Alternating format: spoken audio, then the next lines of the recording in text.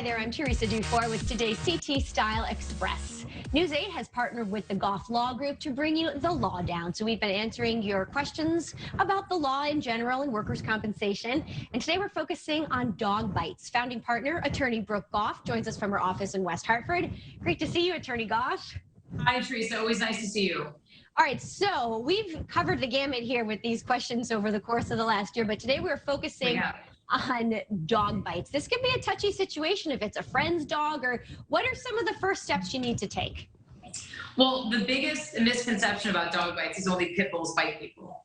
Inaccurate, okay? So 100% forget that. Actually, most of the dog bites we see are with small dogs, little dogs, Yorkies, Shih Tzus, these types of animals. So a dog is a dog, and you don't know what the dog's history is. So as a dog owner, I am also a dog owner, you have to be careful as to introductions, like who you introduce your dog to and how you introduce them, right? So there's a little kid visiting your house and it's 4 years old. The last thing you want to do is have the kid go up to the dog and grab its jowls and get in the face. The dog's going to probably bite your kid.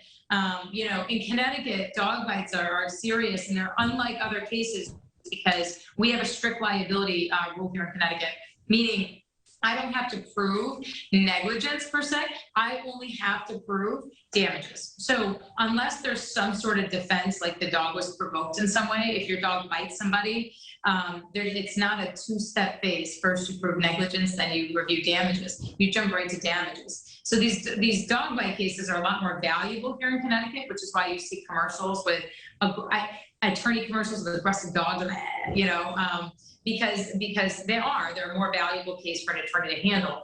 But who you choose for your attorney is key, because, you know, you don't want an attorney that's only advertising these cases because of the value element, right? You want an attorney that has experience in bringing these cases and knowing what jurors react to, don't react to, knowing how insurance companies review these cases and manage these cases, and knowing true value of these cases. Because when you knock off the negligence part of the case and you just jump to damages, that enhances the value significantly, right? So now I don't have to prove, like I said, really anything. I just have to prove what the person's damages are. But I actually spoke to the New York Times, Teresa, a little bit ago on this. It was in their health section because the dog bites with kids during the pandemic, and the psychological element. So I'd like to add to that too, is that what we see with a lot of dog bite cases, especially with children, are you have this PTSD psychological element that a 2 or 3 year old can't really express to you or tell you about. But when they're 18 and 20, 21, 22, and they're still afraid of dogs, do not want to go near dogs, have, you know, a vasovagal reaction when they're near dogs. How do you know that's going to happen when they're young, right? And how do you take that into account for settlement purposes?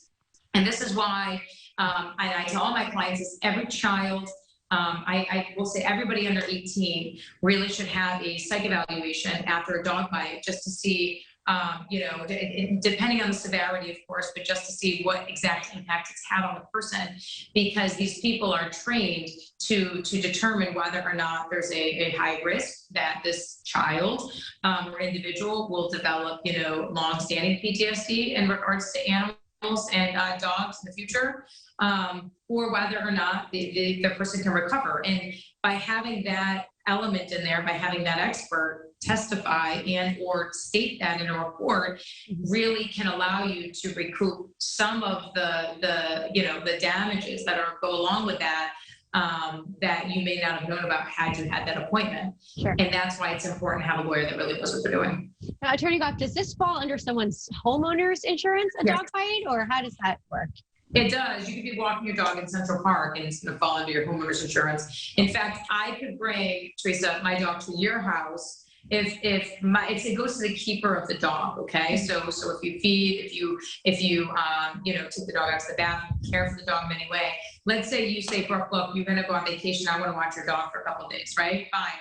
I drop Daisy, my dog, at your house, and you are having a house party, just a couple of people over, my dog bites somebody. They're going to sue you too, because at the time you were the keeper of the dog, right? So this is becoming an issue with the apps. such as Fido app is one app, WAG, this is a dog walking service app, and individuals that just take care of your dogs and sit with your dogs. These services that are provided, it becomes a question, who's the keeper? Well, in my opinion, if I get a case and somebody from WAG, so they'll say walking your dog, and on the walk your dog bites somebody, I'm suing the WAG employee, and so WAG, it's the app, and then I'm suing you because you're the parent and you're the keeper of the dog. So it falls under all these homeowners insurance policies, but for a business, it very well would fall like a WAG app or something like this. It would fall also under their business liability policy as well.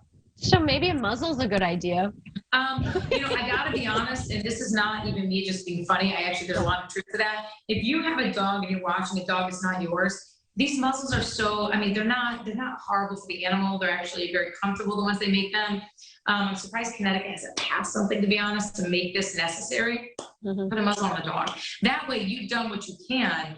And it doesn't mean the dog is mean or vicious, but you as a babysitter of the animal, that realistic, even a lot of owners, they rescue these dogs, right? So you don't know what happened to that dog before you got it. My dog Daisy's rescued. So you don't know what could provoke the dog. A white male that's approximately 5 feet tall with a gray goatee could have beat my dog, potentially, I don't know.